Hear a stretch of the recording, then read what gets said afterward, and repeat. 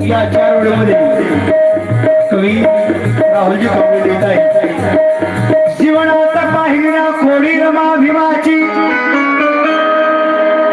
जीवनात पाहिल्या